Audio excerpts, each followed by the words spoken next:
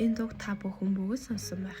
Энэ дуу нь 1985 онд телекино үйлдвэрт бүтээсэн эрх цагаан шиг Монгол хүүхэлдэйн киноны дуу юм аа. Энэ хүүхэлдэйн киноны зохиогч чойжил найруулагчтай их шиг гэсэн хүмүүс байна.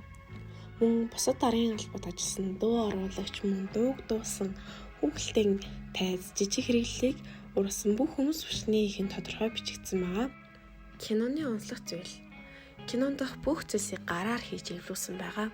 Тэр үед дэх бүх хүүхэлдэйн киног сонирхолтой нь гар хийзэр хийдэг гэжээ.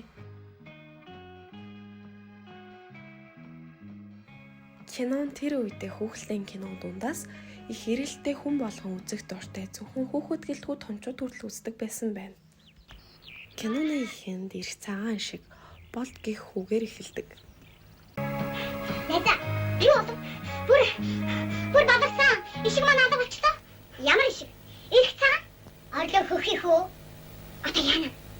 Арай доор зарлах уу? Би сэнжи цохооны тэмдэл хурга хариулсан. Тэмдэл тэгвэл тийш бушуух яцгай хөвгтөдөө.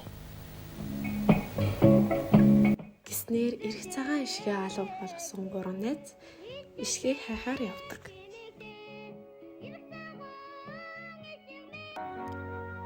Тэд явсаар хатан донд ирцгээв.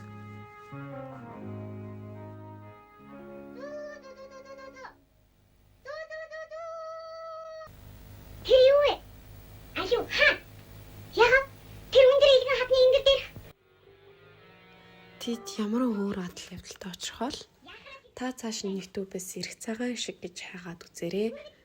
Үзэхэд хөөрхөн хөвгөлтэй цаг их орохгүй гоё хөвгөлтэй кино байгаа. За ингээд богино хэмжлэгтэй минь хамт байсанд баярлалаа. Лайк, subscribe дараарай. Баяртай.